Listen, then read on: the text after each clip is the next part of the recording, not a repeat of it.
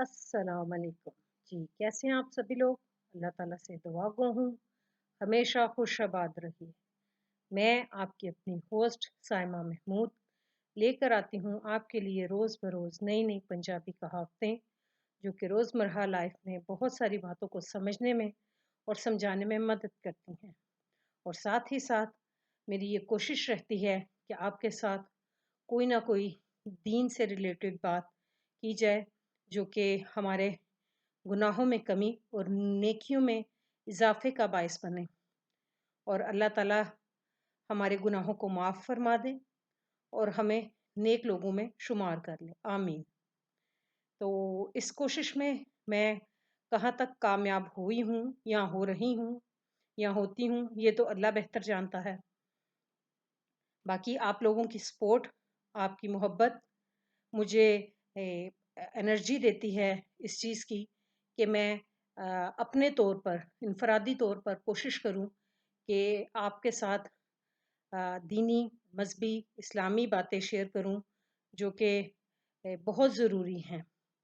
आज के दौर में जैसे कि बहुत फास्ट होता जा रहा है तो लोगों के पास इतना वक्त नहीं कि वो अपने बड़ों के पास बैठे उनसे बातें करें, उनके तजर्बों से सबक लें, उनसे पुरानी बातें सुने सीखें कुछ। तो मेरी कोशिश होती है कि मैं अपनी बातों के थ्रू आपके साथ वो एक्सपीरियंस शेयर करूं। तो चलते हैं अपने सेगमेंट की तरफ। अ, जैसे कि आप सभी जानते हैं कि कहावतें ज़िंदगी में हर मौके पर बड़ों ने ये जो कहावत होती है ये मीनिंग होता है कि जो बड़ों ने अपनी लाइफ से तजर्बे लिए ना उसका निचोड़ यानी कि जैसे एक इंसान अपनी सारी उम्र गुजारता है उसके गुजारे हुए जो लम्हात होते हैं या जो उसके साथ बीती होती है वो अपना तजर्बा जो है ना वो शेयर करता है आपके साथ। वो फिर कहावतों के थ्रू बात अ, आपको अपनी कोई लाइफ की हिस्ट्री तो अगर सुनाए तो काफ़ी टाइम गुजर जाता है, लेकिन ये जो कहावतें होती हैं ना ये छोटी कह लें कि जैसे एक समंदर में आप सुई फेंक दें तो वो नहीं मिलती, इसी तरह ये छोटी छोटी कहावतें जो है ना ये हर इंसान के लाइफ का तजर्बा होती हैं और जो हमें भी बहुत सारी बातों को समझने में मदद दे रही होती हैं। तो साथ ही साथ ये भी कहना चाहूँगी कि अपने इर्द गिर्द के माहौल को देखें। अ, उधर अगर आपको कोई मुस्तहिक नज़र आता है, उसे अगर दीन की इस्लाह की ज़रूरत है तो, अगर उसको माशरी तौर पर ज़रूरत है तो, आपसे जितनी भी इस्तात हो सकती है, आप उसकी मदद करें। ये आपकी नेकी है। अल्लाह ताला कहते हैं किसी भी नेकी को हकीर मत समझें और पाकीज़गी इख्तियार करें। ये बड़ी खूबसूरत बात है कि हम लोग पाकीज़गी को क्या समझते हैं? क्या साफ-सुथरे कपड़े पहन लेना पाकीज़गी है? शावर लेना, अच्छे से वज़ू कर लेना पाकीज़गी में आ जाता है? नहीं, पाकीज़गी तो इंसान की आँखों में भी होती है, उसकी सोच में भी होती है, उसके दिल में भी होनी चाहिए। जैसे सूरह मुदस्सर में अल्लाह ताला ने कहा है कि अपने कपड़ों को पाक साफ रखें और साथ ही साथ ये भी फरमा दिया कि अपने तमाम जो दूसरे मामलात हैं उन्हें भी आप पाक साफ रखें।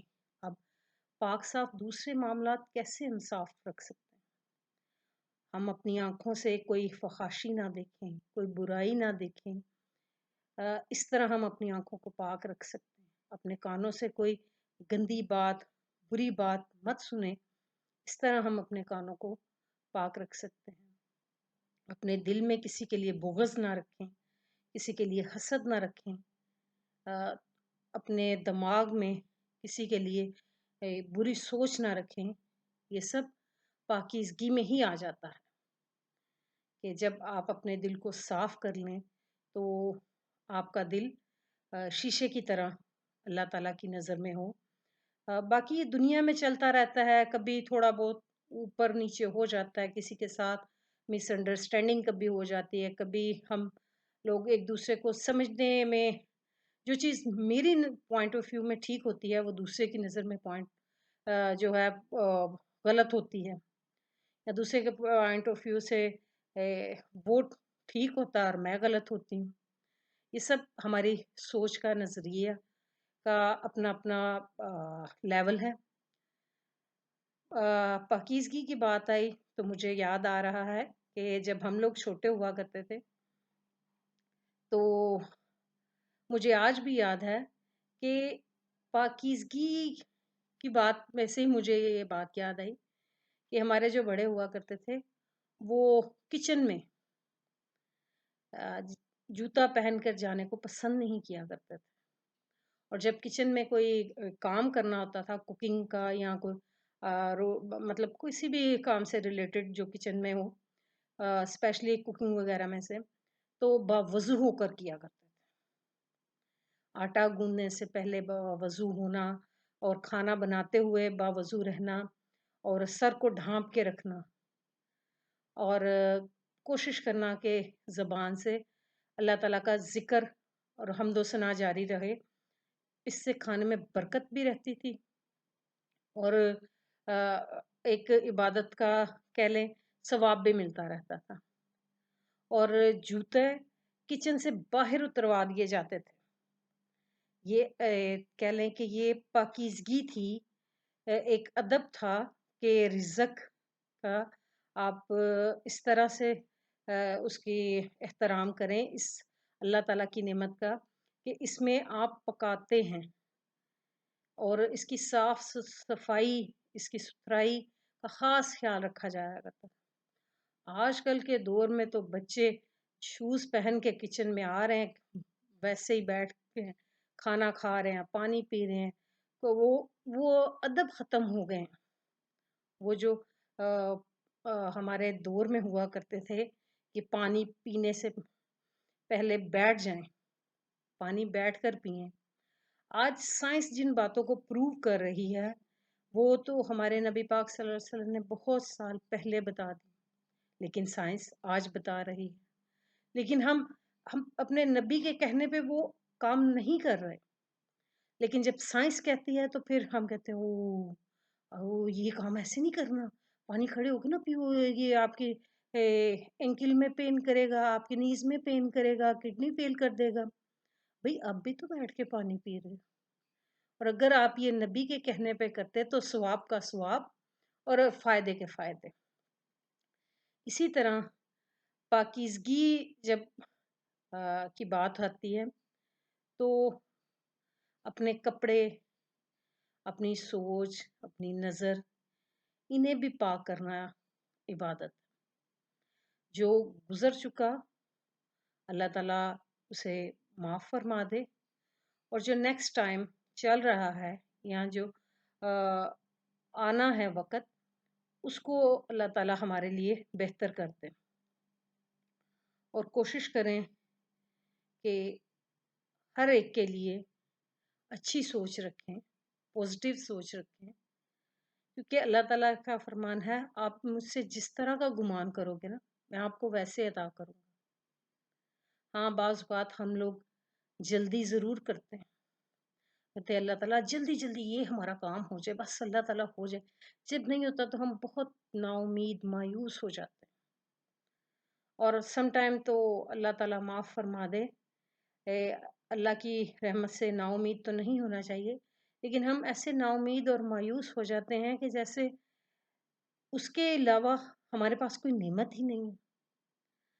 अगर हम अपने आप में ही देखें ना, तो अल्लाह ताला की इतनी नेमतें हम पर, इतनी बरकतें, इतनी नवाज़िशें हैं कि हम उनका शुक्रिया अदा करना चाहें, तो भी उनका नहीं कर पाते। लेकिन क्योंकि हमारी सुई जो होती है, वो एक चीज़ पर अटकी होती है, کہ اللہ ताला हमारा फलां काम हो जाए, फलां काम हो जाए, वो नहीं हो रहा तो बस जी हमारा तो क्या, हमारी तो सुनता ही नहीं है अल्लाह। ऐसी बात नहीं है।